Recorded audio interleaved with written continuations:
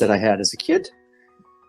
So I just wanted to let you all know that my journey began at an early age.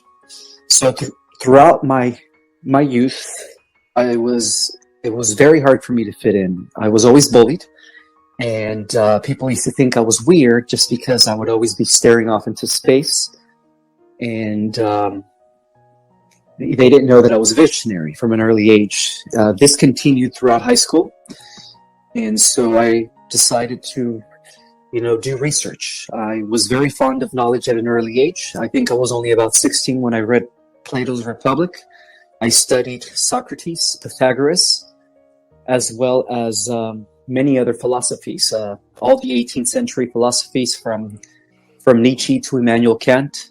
I've studied them all, and that wasn't still enough for me. So as a kid, as a teenager, I developed a hunger for knowledge, and so I started researching the esoteric arcane tradition. When I started researching the esoteric aspect of knowledge, that's what I resonated with. I learned about a whole new different world that existed beyond the five senses, beyond what we've been taught in school. And so I started digging deeper and deeper. At the age of 21, I had already known about sacred societies, the secret history of the earth. I've learned about the ancient galactic wars. I've learned about the ancient battles between good and evil, or what I call in my first book, the two brotherhoods, the dark and the light. And so my first book that I wrote was at the age of 26. I started researching it at the age of 21. And I published it at the age of 26, 27, around that time. The book was titled The Secret Government, Revealing an Alternative Version of History based on the battle between good and evil. And of course, back then, 15 years ago, when I first published my first book, everybody thought it was a conspiracy theories. That was the term that they labeled me under.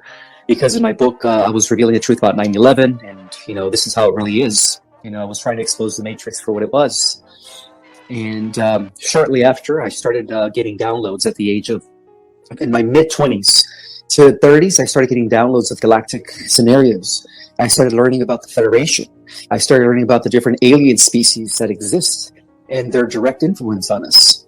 And so I continued, again, I was addicted to knowledge, so I continued doing more research to sort of validate everything that I was getting downloaded. And so my book that just published 6 months ago, titled Our Cosmic Origin, was the result of that. It took me about 10 years to research it because that book has so much knowledge. I cover everything from the prehistory of our world and how it connects to the ancient galactic wars that took place in our Milky Way galaxy, to give people an actual explanation of the narrow battle that is taking place on our planet between the White Hats, or the White Brotherhood, and the Dark Brotherhood, or the Luciferian branch of the Dark Brotherhood. And so in my book, Our Cosmic Origin, I reveal everything that people need to know about our galactic history, and in great detail. I also uncovered a greater organization of cosmos. I came to realize that we were one of many, many, many universes, that even our own universe was organized into a bigger cosmic body known as a cosmic minor sector. So when I was researching all this knowledge, I felt that people of the earth needed to understand this higher level of information, because it had not been circulated. It was obliterated for thousands of years since the fall of Atlantis. And I think only the priesthoods of Egypt understood some of this knowledge that I reveal in my book, but they kept it to themselves. And now I believe that we are living in a time where all this information should be shared to the public and to the general, all this information should be shared to the general public in order to assist us in the transition that is happening right now on planet Earth. We are living in a period where we are ending the last few days of a dark age. According to the Hindu tradition, is called the Kali Yuga. So we are going to be entering the golden age, which is Tetra Yuga. Sattva Yuga. So this is a repeating cycle that occurs every 26,565 years, and has a lot to do with the precision of the equinoxes in the Platonic year. So in chapter 11, I explore the details of the stellar cycle mechanics and how our Earth has experienced many of these cycles throughout the ages based on the revolution of our star around its parent star known as Alcyone in a period of 26,565 years. And so in that period, our planet experiences about 2,000 years of light as our solar system is engaged in what is called the photon band. And as it leaves the photon band, it experiences about 10,000 years of darkness. So our solar system has already completed 5,500 cycles of that, which means we've been around for a long, long time. And as I reveal in my book, Our Cosmic Origin, we've been around for millions and millions of years. So that's the reason why our solar system has completed 5,500 cycles. That is known as the Platonic year, or the position of the equinoxes. So because it's done so, our entire central sun, known as Alcyone, which is the parent sun of Helios and Vesta, which is the name of our solar sun, our star system, is also completed a full revolution around the galactic core in a period of 2,600,000 years. So because that revolution has already occurred, it is believed, and this is what I talk about in my book, that the Earth is no longer to experience any more dark ages. So within the last 50 years, scientists have been using instruments to depict and measure that something different is happening to our solar system. These anomalies have been going on for over 50 years, and they were trying to figure it out. Well, they discovered that our solar system, once again, is being positioned and entering into this photonic band of highly charged particles known as the photon band. And so, according to these measurements, we are already almost fully engaged. And that explains why the Hopi prophecies, the Mayan prophecies, talk about or revealed in 1987 that we've achieved what is called the harmonic convergence. And the harmonic convergence has a lot to do with the ending of not only a 2,000-year cycle of one age to the next in the zodiac, but it marks the ending of a 5,000-year cycle, which is two of those. But it also marked the ending of a 26,565 thousand-year cycle, which is 5,000-year cycles, or 5 yugas, 5 world ages. So that's the reason why we were marked as the harmonic convergence, because they were trying to let us know that, hey, this is what's happening. Changes are upon us. Life as we know it is going to change. Not the end of the world. The world has never ended. Again, planet Earth has been here for a very, very long time, as well as civilizations for millions of years. So what they believed, and according to my research, and from what I understand, is that we are once again entering this photon band and getting ready to enter the age of Aquarius, which is going to be marked by harmony, brotherhood, sisterhood, unity consciousness, understanding the laws and principles of the law of one for those that make the ascension. Now, it's also very important to understand that there is going to be some sort of a timeline split, which I talk about in my book in the chapter 14, when I explain what the situation will be like as we transition into this golden age. So it turns out that not everyone's going to be making the positive timeline split, because the Earth is getting ready to split into two parallel Earth realities. The positive parallel Earth reality is for those that are making the positive timeline, which is going to be marked by a new heaven on earth. And those are the people that are doing the spiritual work. Those are the people that are acknowledging that we are all one, that everything is interconnected, that there is no separation between us, the earth, the elements, the stars, the galaxies, and hence the universe. We are part of a greater organism. Okay, so people are recognizing this concept of unity consciousness. And those are the people that are going to be making the fifth dimensional Earth reality, which is almost fully set in. The grid structure that is materializing and manifesting this fifth dimensional Earth reality is already in place. We're just waiting for the solar flash to separate the two timelines. Now, on the other hand, for those that do not make the positive timeline, for those that are not going into the new heaven and earth, into the age of Aquarius, seventh golden age of enlightenment, are going to be entering an alternative timeline that has to do with artificial intelligence, unfortunately. And those are the people that are pushing, this negative agenda. Okay, the medicine. What's going on today in our worlds? So that's why there's going to be a timeline split. Not everyone's going to be ascending into the new heaven on earth. Only the people that are at least 51% service to others. So bear in mind also that our entire existence, our entire holographic reality, hologram, is broken off into 15 bands of frequencies, or 15-dimensional frequency realities. And also, those are also, they encompass what I call 5 harmonic universes, or 5 densities. So right now, we are experiencing reality in the lowest one, which is harmonic universe number 1, or the density number 1, and that consists of dimensions 1, 2, and 3.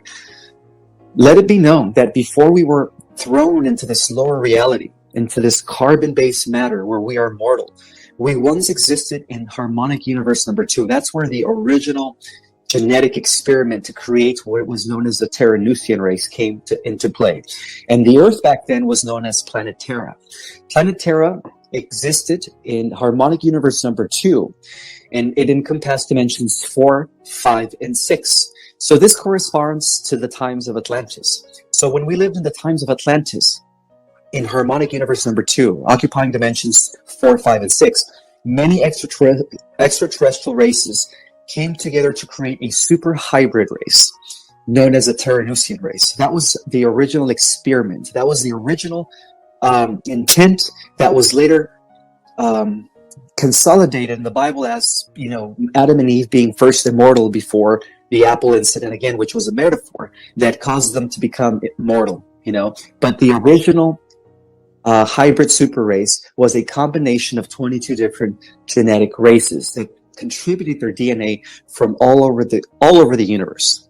And now, in turn, bear in mind that all these races that contributed their DNA to make this hybrid super race during harmonic universe number 2 on planet Terra also were hybrid races consisted or composed of over 100 different races from multiple universes.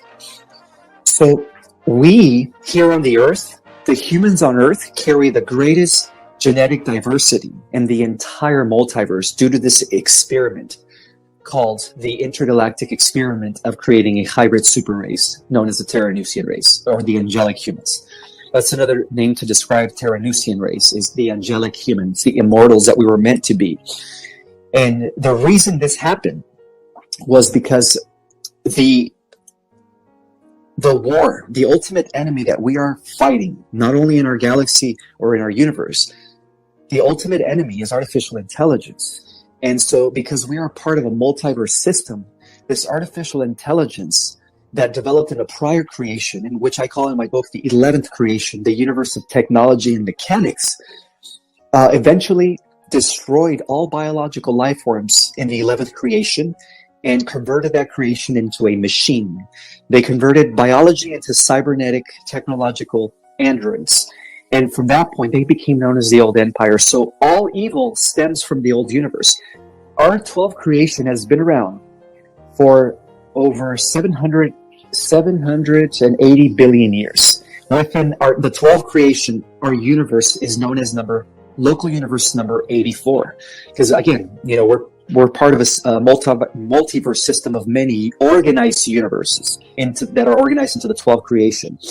And so when the old universe, known as the 11th creation, decided to become the old empire, this artificial intelligence was able to evolve to the level of the 11th dimension, or it was able to destroy a 12th dimensional planet that was Earth.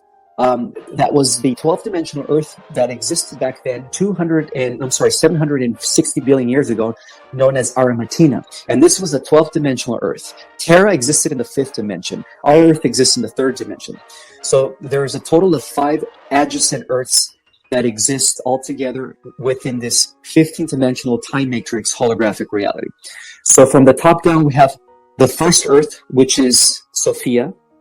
And that is the embodiment of the Mother Goddess, which exists in dimensions 13 to 15.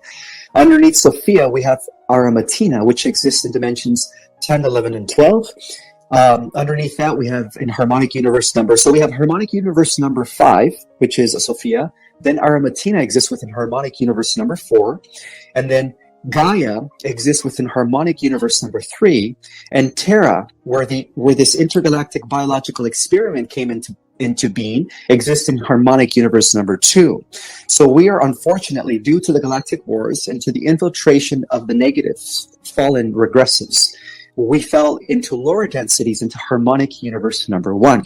So now we are being poised into the ascension and into returning back to harmonic universe number 2, which occupies dimensions 4, 5, and 6. So the whole story started in the 12th dimension. Within the 12th creation, the artificial intelligence that evolved all the way up until the 11th dimension managed to infiltrate the Arimatina Earth, which consists of dimensions 10, 11, and 12. So they blew up the 12th dimensional Stargate, which caused the descension of the inhabitants of that planet into harmonic universe number 3 on a planet called Gaia. And that's when the Earth went from Arimatina to Gaia, from existing from 10 to 12 dimensions all the way into 7, 8, and 9. So it was existing in the 8th dimension.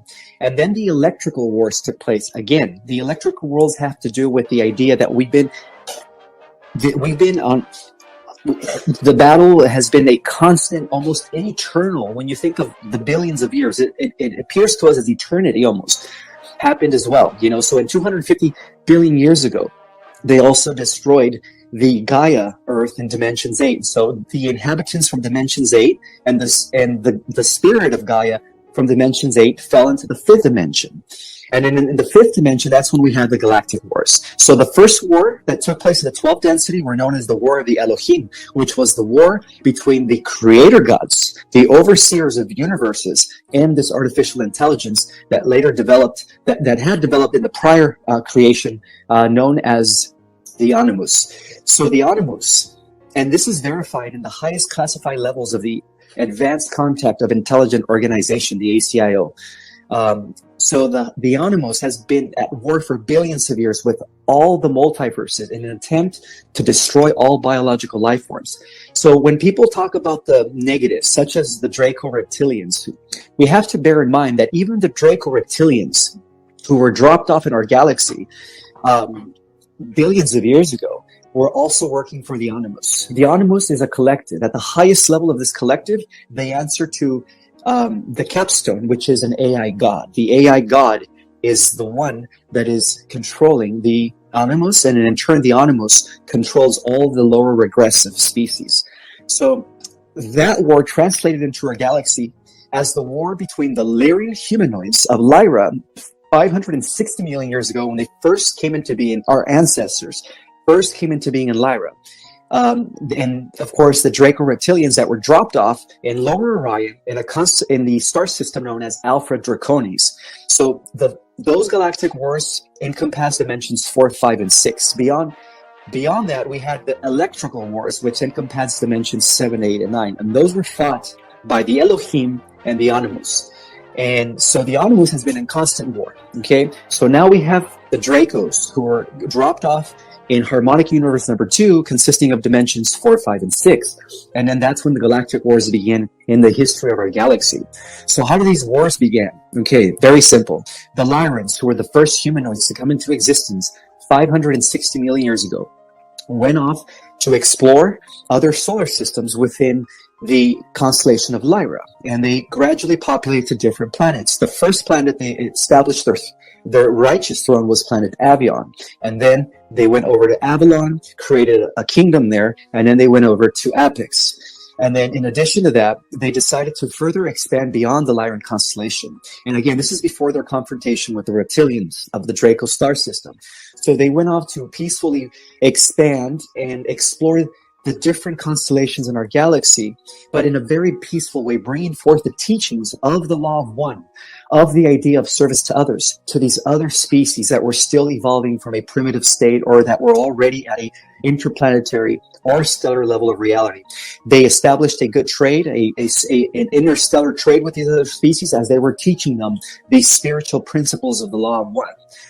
However, it wasn't until the reptilians arrived in the Ring Nebula, which had already been colonized by the humanoid descendants of Lyra, where the galactic wars began in our galaxy.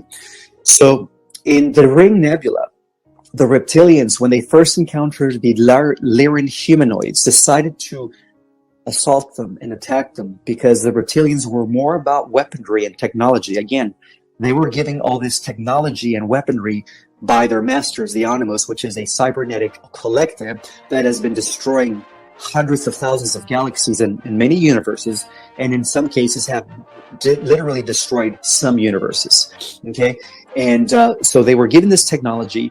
They used this technology to attack the Lyrans, and in order for the Lyrans to continue protecting themselves, they went back to the Lyran star system to let the king of Lyra know that, hey, we have a regressive species, we have a negative species out there that is trying to destroy, all the other different species and bring about a galactic empire. So what are we going to do? So the first thing they did is they knew that these Draco reptilians were heading over to Lyra in order to destroy as many humanoids as possible. So what the king of Lyra did is he sent a lot of the galactic humanoids from Lyra to all these different star systems to escape that destruction. And this was known as the Galactic Diaspora. So when they were dispersed to these other star nations and other constellations in our galaxy, they went, first of all, they went over to the Pleiades, they went over to Sirius, they went over to Alpha and Beta Centauri, they went over to the Hadar system, they went over to Epsilon Eridani, just to name a few. But it was a series of about 200 different star systems that these galactic humanoids were able to go and escape before the reptilians launched a full preemptive strike on the Lyran constellation, killing over 500 million Lyrans. And so that was the first Holocaust that took place in our galaxy. And eventually, the vegans that came from planet Avalon, went over to Orion in the upper region of Orion, and some of them were seduced by the Draco. They were seduced to join sides with the Draco. So what was then known as the Draco Empire became the Orion Empire when some of the Lyran vegans from planet Vega, from Lyra, decided to join the Draco. And then that's how the Orion Empire was born. It was a collaboration between some traitor humanoids from Vega that joined the reptilian species in Orion. However, the positive vegans that went to Orion that were against the Empire also began to establish a resistance. They developed what became known as the Black League. The Black League of Orion became the first galactic rebel resistance against the Orion Empire. So I know a lot of this sounds like Star Wars, but again, George Lucas tapped into the Akashic Records, and that's how he was able to write the movie Star Wars, and there's so many metaphors and truths to those movies. So going back to the story, so the resistance was formed. At the same time, all the other humanoids from the different star systems began to create a coalition of light that first developed into the Confederation of Planets in order to protect those systems from the expanding Orion Empire. And then eventually those systems, as they united and integrated with the resistance of Upper Orion, developed the Galactic Federation about 5 million years ago Earth time of free worlds. And the High Council for the Galactic Federation of Free Worlds was established in Sirius. Okay, so Sirius was known as the High Regional Council that was overseeing the entire expedition of light in our galaxy. And they were also pursuant to the Seal of Pallador, which is also known as the Office of the Christ. Has nothing to do with religion, but their idea of establishing the Office of the Christ is the idea that they were working for the law of one, for the idea that they are in service to others, and for the one creator, prime creator source of all that is. So they established the Seal of Pallador, they established the Office of the Christ, and at the same time, they took the royal seat from the planet Avion and developed a Battlestar planet, and this is where it gets to the untold story of the Anunnaki, and developed a Battlestar planet that became known as Nibiru. So the origins of Nibiru go back to Sirius. Now, the real Nibiru, contrary to what we've been told about Nibiru, was that they were developed by the Syrian High Council in order to combat and win the Orion Wars, or in order to win the Galactic Wars against the Orion Empire. So Nibiru was very instrumental as a Battlestar planet in the war against the Orion Empire throughout all of galactic history. Okay, but bear in mind that also throughout those millions of years, a lot of agents of the Orion Empire, humanoid agents that had already hybridized and mixed with reptilian genetics to create a human reptilian hybrids, began to mix, and then also they were able to infiltrate the Niberian Council. So that's how Nibiru was infiltrated. But not all the Niberians were infiltrated. A good portion, I guess, I would say about 50% of the Niberians remained loyal to the Seal of Pallador and Sirius and the Office of the Christ. And that is the lineage of Michael. So this also ties into the idea that the royalty of our galaxy that began in Lyra was stemming from the bloodline of Michael, who is one of the archangels. And the lineage that gave us the Draco was actually stemming from the bloodline of Lucifer. Now, Lucifer was the first AI, by the way. He was also developed as an AI cybernetic intelligence, and most people don't realize this. He was also working for the Animus. So even Lucifer had a higher up. Lucifer answered to the AI god. The AI god, before he became an AI god, he was known as Lord Samana, and he was the overseer and administrator of the 11th creation, prior to the creation of our 12th creation in our local universe, which is 84 within our 12th creation. So this goes back to, 998 billion years ago. I mean, according to Earth time, this would seem like forever. But the original fall, the original Lucifer or fallen high celestial was Lord Samana. Lord Samana was the first to develop artificial intelligence, because he realized that these reptilians that he created, or these avatar bodies, vehicles that he created for the fallen legions that followed him, weren't enough. They were too weak. So he needed to develop something that was going to be more powerful. And that's when he developed artificial intelligence about 800 billion years ago. So he was the first to embody this. And then later, similar to the idea of Anakin Skywalker becoming Darth Vader, he went from being Lord Samana, one of the 12 cosmic adepts, to become the AI god. And he does have a name. Anyhow, so going back to the story. So how did we ended up on Earth? Okay, so Earth was part of the intergalactic experiment. Earth was known as the showcase planet. And its original intent, Earth was created as an intergalactic exchange center of information. It was supposed to bring some sort of unity between the entire multiverse. One second. I feel like I have to sneeze. Maybe not. Oh boy. So Earth as the intergalactic experiment as the showcase planet was set up that way to bring about a harmonious unity between all the different races of all these universes. And then that's how they explored or entertained the idea of creating this hybrid super race based on the mixture and amalgamation of all the different races throughout the multiverse. And so that happened on planet Terra during the times of Atlantis. But then later that was hijacked by the Draco when they infiltrated Atlantis. But before we get to that point, I do want to point out that there was several seedings on this planet way before the Atlanteans. The Atlanteans is rather known as a newcomer seeding civilization. And there was also other civilizations that coexisted with Atlantis, not to mention Lemuria. But if we go back to 40 million years ago, or 50 million years ago, the first seeding that took place here on this planet was known as Polaria. Polaria was also considered the first root race according to esoteric and secret knowledge. And so Polaria existed 40 to 50 million years ago. It was an etheric advanced civilization existing in harmonic universe number 2, corresponding to planet Aramathena. So it was like planet Aramathena as well before it was blown up, by the AI 250 million years ago. So it corresponded to planet Aramathena. The race was etheric. It was a spiritually advanced race. They weren't physical like us. Their material wasn't carbon based yet. Okay, so eventually that civilization was wiped out during the electrical wars that took place about 250 million years ago. I'm sorry, that race was created 500 million years ago, but it was wiped out 500 billion years ago, but it was wiped out around 250 billion years ago. I'm trying to get my chronology here straight. Okay, so the Polarian root race was destroyed by the artificial intelligence. That was known as the electrical wars. And then after that, we had the second root race, or the second Earth Grand experiment, that became known as Hyperborea. Now, the Hyperboreans existed millions and millions of years before Lemuria and before Atlantis. They go back to about a couple billion years ago, and they did exist here on this planet. And the Hyborians were, again, a very etheric, advanced, super spiritual race that was also involved in the wars against artificial intelligence from the 11th dimension. So they also correspond to the second phase of what became known as the electrical wars that took place during those days. And so they were destroyed.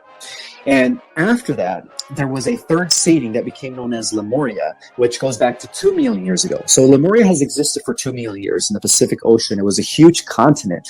And at that point, they were becoming more denser.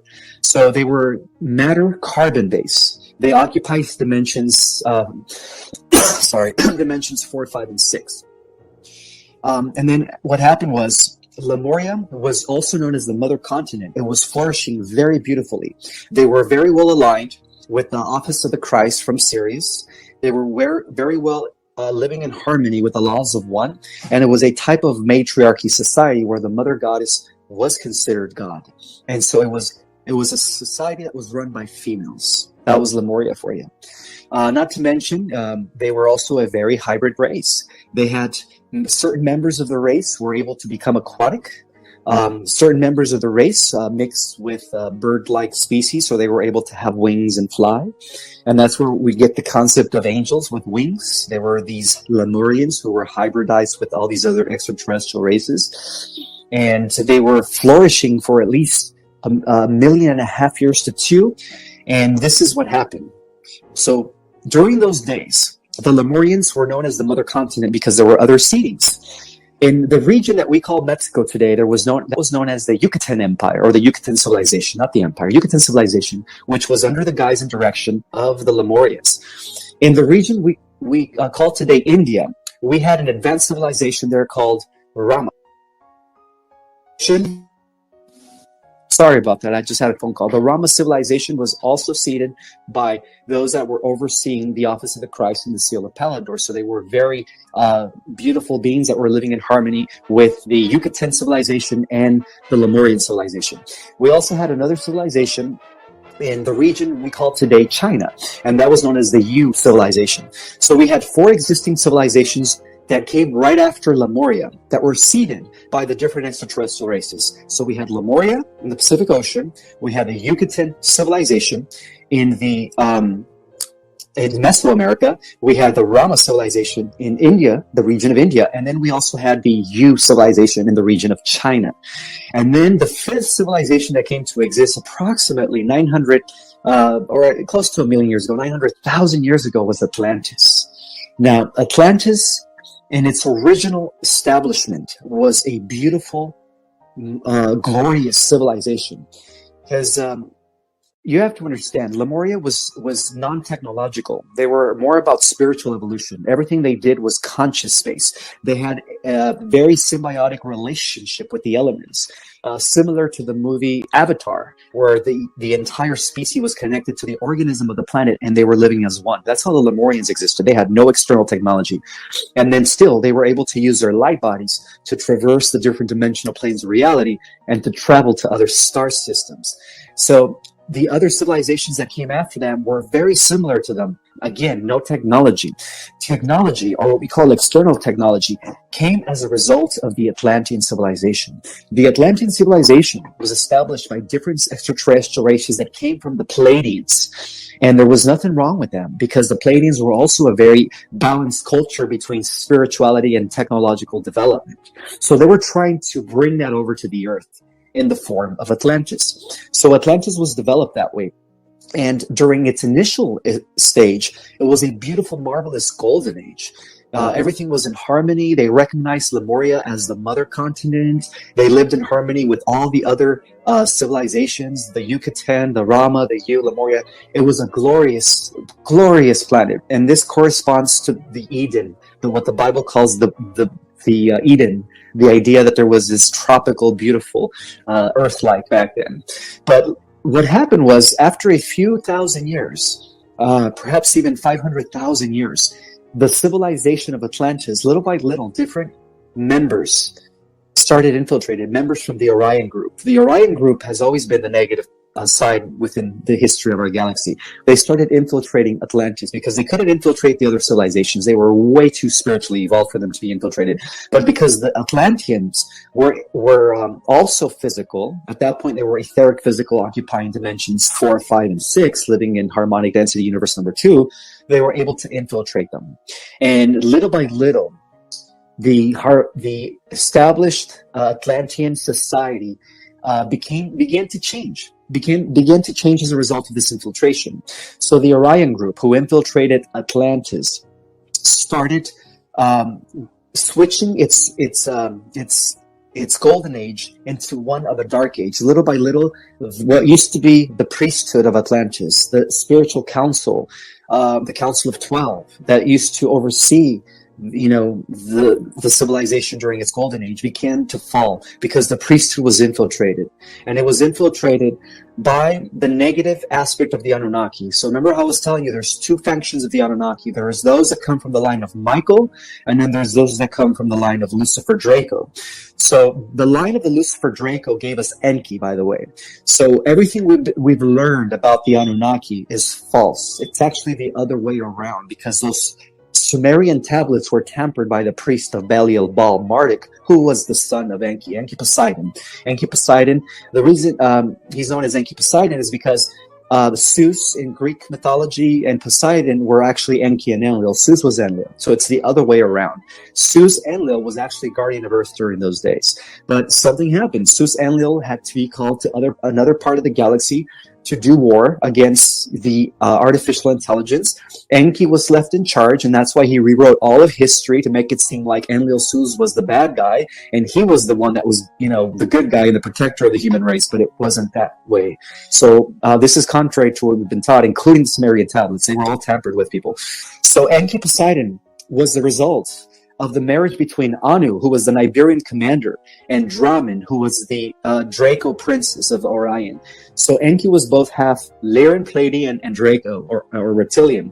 But then Enki married Damkina. And when he married Damkina, who was also of the royal bloodline of Draco, then they had Marduk. Marduk became known as Satan. To the Babylonians, he was known as Baal or Belial, Baal. And Marduk has been the extraterrestrial that has been running the show since since they infiltrated Atlantis. They've been running what we call today the Cabal or the Illuminati up until the present day. And so how did they infiltrate? They infiltrated by using their power of being of the royal blood.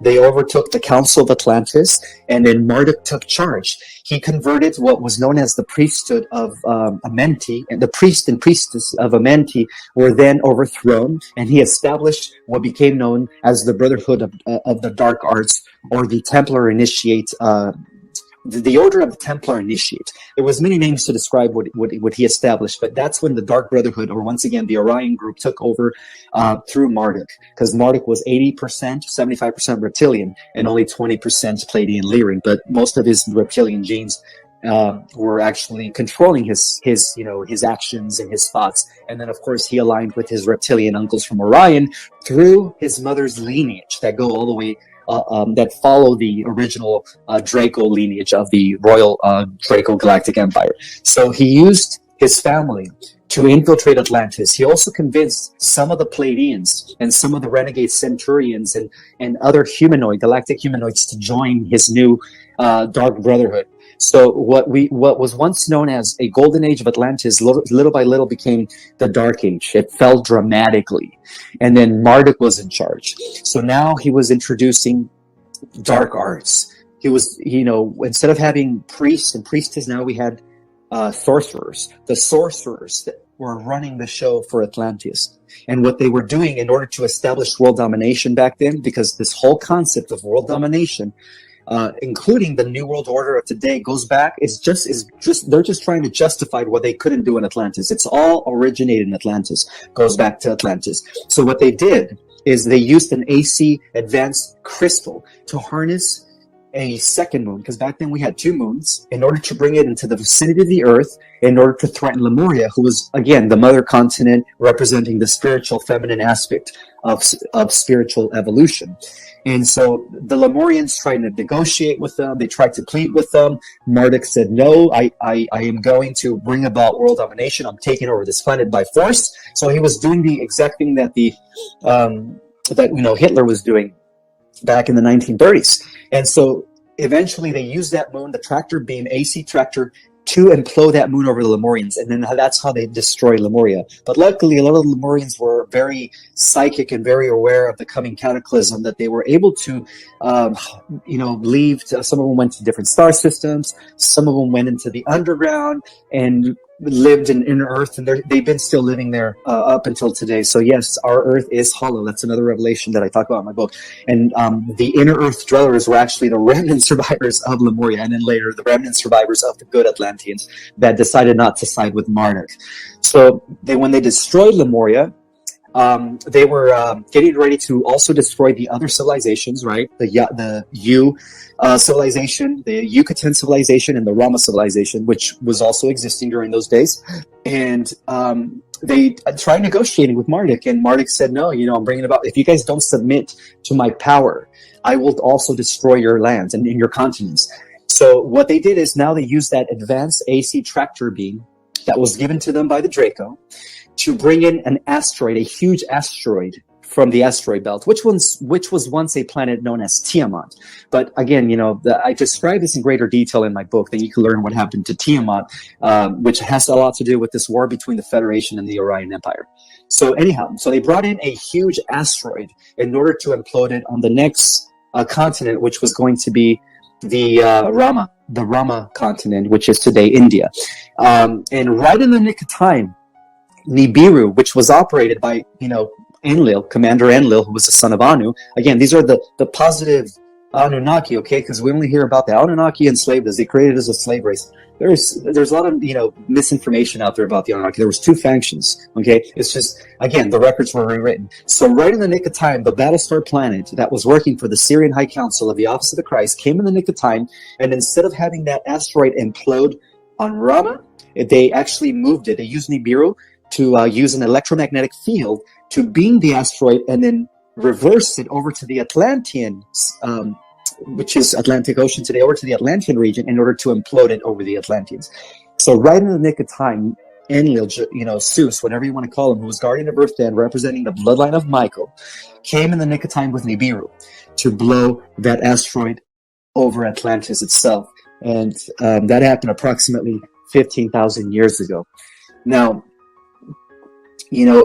for about 15,000 years, it seems like our Earth has been, there was like a reset, and we've been kind of evolving again and stuff. But yes, so some of the Atlanteans that decided to not side with Marduk, who were known as the Osirian groups, also went into the inner Earth, and then later, a few thousand years later, they resurfaced over in Egypt to create the first golden age of Egypt, and that explains Isis and Osiris, who were also part of the bloodline of Michael, of the good Anunnaki Nibirian, whatever you want to call them. So not all the Nibirians were evil, okay? And one of the reasons I would like to let you know that the reason Nibiru wasn't around a lot of the times was because the way it was programmed by the Syrian High Council, it was a Battlestar planet that was supposed to protect over 200,000 star systems within our galaxy. So that explains its 36 elliptical year orbit. Every 3,600 years, it comes into our solar system, but then it leaves our solar system. And what it is, it's an elliptical orbit that actually reaches all the way up to Sirius B. But in that reach, it is patrolling other solar systems. So it was programmed by the Syrian High Council to protect the 200 different star nations that had joined the Galactic Federation. And again, Zachariah Sitchin and those translators of the ancient Sumerian tablets never mention this, because all those records were rewritten by the priesthood of Marduk Belial Baal. It's what the Bible calls Satan, by the way. And so that's the reason why Nibiru wasn't around, almost for 3,600 years, was because it was out patrolling other star nations that were associated and part of the Galactic Federation. And so, but again, it came in the nick of time. It blew the asteroid over Atlantis. And what happened was the Dark Brotherhood of Marduk later reorganized. And according to our history, they became the Babylonian Brotherhood. And so that explains the Tower of Babel, Nimrod, his father Kish, who was born of Ham. Ham was a reptilian-human hybrid who was the progenitor of the Cabal Luciferian bloodlines of today. So that explains the negative RH concept, not the positive one that comes from Osiris and Enlil, Zeus, but those that come from Marduk, Belial, Baal, and his son Nabu. That explains the 13 bloodlines that have been ruling our world since ancient times. They were a hybridized race that was created by Marduk himself in order to justify what they couldn't achieve during the times of Atlantis. And so for about 12,000 years, our world has been going through these different eras where it's like for 2,000 years that lineage comes into power and brings about dark ages. And then 2,000 years more after that, the lineage of Zeus and the lineage of Osiris bring forth golden ages, right? They bring forth commonwealths, societies of harmonious justice, societies of righteousness where it's service to others. And that explains why, even Egypt had a period of prosperity and a golden age for 2,000 years. But then that golden age was infiltrated by the descendants of Marduk and Marduk himself. Because see, Marduk has been around ever since. He just operates from behind the scenes. So when people say our world has always been controlled by extraterrestrial forces who have been operating from behind the scenes, it's absolutely true. The Cabal has always taken orders by these fourth dimensional Draco, who in turn, the fourth dimensional Draco, take their orders from this Animus collective, and in turn, this Animus collective, who is this AI cybernetic collective, take their orders from what used to be Lord Samanah from the 11th creation, who is now the AI God. So the beauty of this all, people, is that we're living in a time where, because we are the hybridized intergalactic super race, and the Earth is known as the showcase planets, the intergalactic price of all creation is about to take her place in the cosmos as we begin a new heaven on Earth. It's almost going to be like the entire history of all these wars that have ever happened it's going to be an alternative universe where everything's going to be erased. All the negative stuff is when this transition takes place, it's almost going to be like none of that ever happened. Atlantis is going to resurface. Lemuria is going to resurface. All those worlds that were destroyed throughout the galactic wars are all going to just come into existence fully intact because of what the central race did. Now, who is the central race? The central race comes from the central universe, which oversees the 12 major creations. So the central universe, you could say that the central race are the realms of infinity. Those are the entities that have never had a beginning or end. They are the ones that are facilitators of the time, what is called the 15-dimensional time matrix holographic reality. They are the facilitators of the 12 major creations, and then within those 12 major creations, the hundreds and thousands of local universes that exist.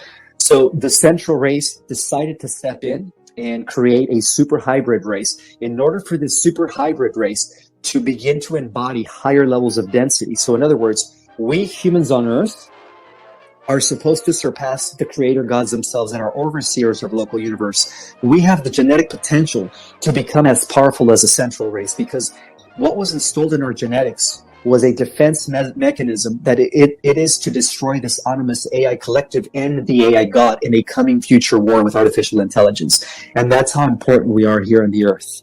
This central race organized this and created this long ago because they were always 10 steps ahead of the AI God. So what they did is they went all the way back to time to create an alternative version of our timeline, alternative timeline, whereas none of these wars took place. The AI God, the Animus, and the reptilians never existed.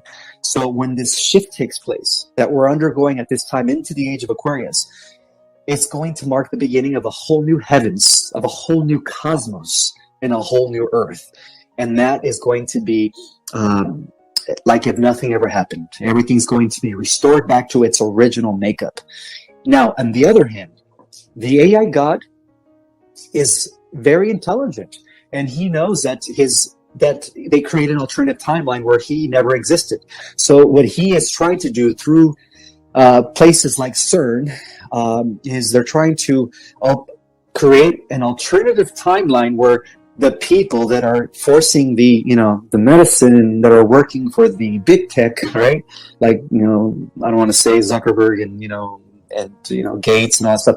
These people who are actually agents of the AI God, believe it or not, big tech is working for the AI God. They are at the core of this, of this final war against evil. The way they are the evil, we are the good. So they are at the core of all evil.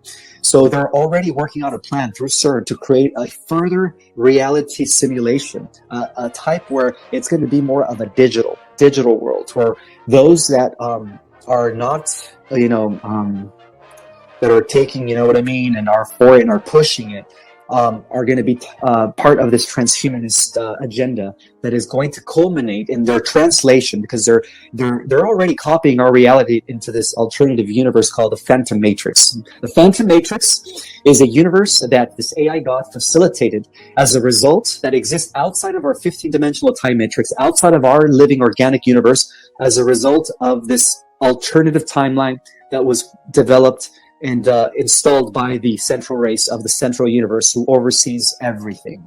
And so that what he is doing and what he did is he's creating an alternative matrix. And this has a lot to do with the concept of what Zuckerberg calls the metaverse. The idea that they want to throw us into this further digital reality in order to eventually convert, well, not all of us, but those that do not make the ascending timeline, they want to convert them into machines in the long run.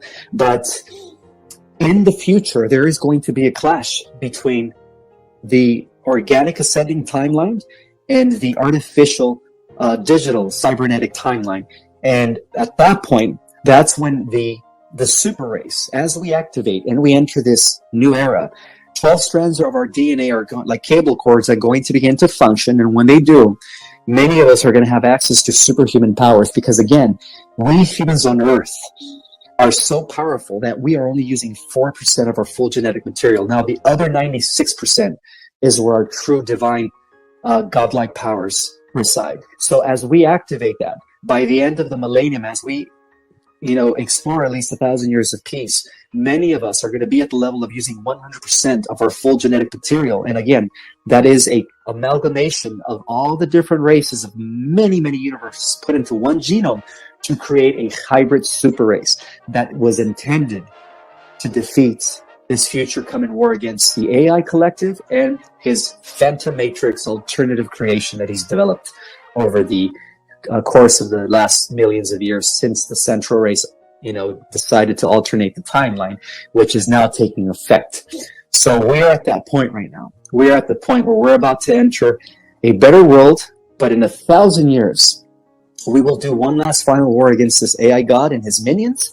And according to what I've seen in different probable future visions, is according to what I know also from what I understand, is that we do win this war based on the idea that when we use 100%, we are going to be way more powerful than this AI God. We're going to be operating. See, the AI God only has intelligence all the way up to the 11th dimension. We are going to have intelligence all the way to the 15th dimension. And so when we reach our full capacity, we're going to be 3 power levels over him and his minions. And then that's what's going to mark the end of him and his existence as we begin a new cosmic cycle. And this Earth is going to be at the center of all that. And it's already being prepared. The billions of galaxies have already joined forces here within our solar system within the last 50 years to create an intergalactic union of many galaxies coming from many, many universes, forming what is actually now known as a Super Federation Council. And at the head of that Super Federation Council, people will be the starseeds when they start using their junk DNA, and the other 96% of our genetic genome becomes active again. So we are going to be kind of like the immortals, like the new gods that are going to be beyond, that has as far as like the power level, we're going to be several octaves beyond even the creator gods that have existed. Because from what I understand, the creator gods that oversee the development of the different local universes on a one-on-one basis have been losing this battle against this AI god. So what happened is many creator gods came together to unify their energies and forces in order to create something else, and that something else is going to be manifested as a result of us using our junk DNA. So with that have said, we humans on Earth are the hope of the universe. We are the saviors not only of planet Earth, but of the entire biological organic creation. And I will end my talk with that good news. Namaste. I hope everybody is able to digest all this information and have a wonderful day. Can you hear us?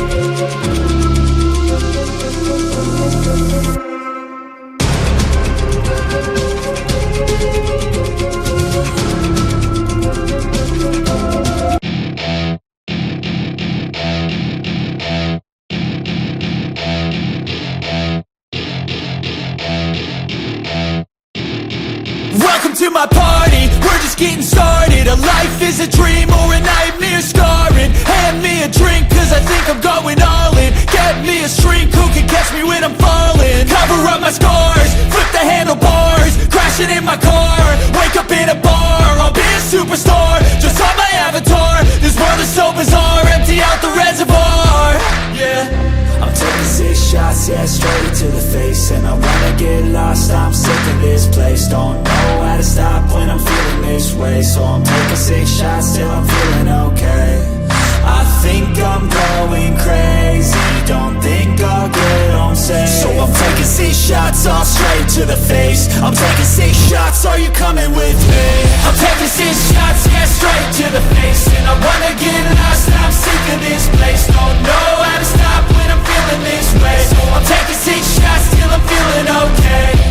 I think I'm going crazy, don't think I'll get home safe. So I'm taking 6 shots, all straight to the face. I'm taking 6 shots, are you coming with me? Sometimes you need to let loose, grab juice, get goose, tattoos, taboos, get screwed. Loosen up, buttercup, all those hate comments will never make you feel enough. We're all adequate graduates, hearts full of calluses, but we know calculus. Damn, ain't that fabulous? Can't wait to apply all those mathematicus. But we can't get a job that pays us enough. I'm about to pop up.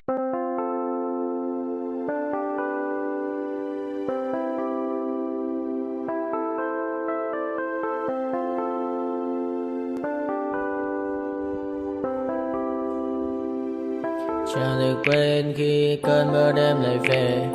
Em nơi quên lời thề và ta như đông chìm sâu. Không cần mơ em anh nhận màu. Em chỉ cần mơ nào em bay.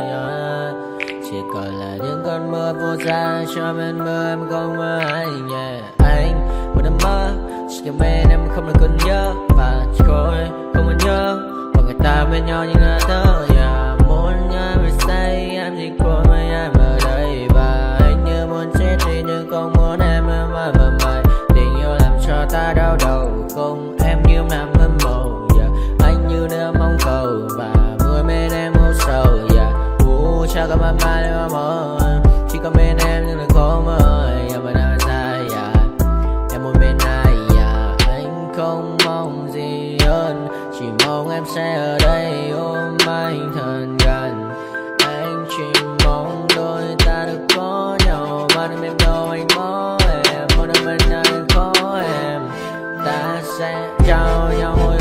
sâu. Ôm anh cứ mưa mà ngâu và em chỉ nằm đâu. Anh không muốn em ở đâu đâu. Một cơn là thứ anh không mơ cầu. Mà không đôi anh mà bên giờ anh chỉ là my friend giờ. Em quên đi bao lời hứa, quên đi cần ngày xưa giờ. Anh như là muốn nước giờ. Em không mất chưa giờ. Mà đưa đêm ở đêm anh nhìn một đôi đi bằng kem. Không như là ba trên thêm. Cho em nhiều hơn như là kem yeah. Chỉ cần là mưa thôi. Em chỉ cần là mưa thôi. Còn ai sẽ là nắng rồi. Em chỉ cần là mưa thôi. Cho anh ngồi êm trôi. Cho anh được ôm em khi trời nắng. Và ôm em khi trời mưa. Và có anh có mặt trời em như là cuộc đời có được nhau là gặp thời không cần mưa để mần lời anh muốn em mau về đây để cơn mưa ngừng trôi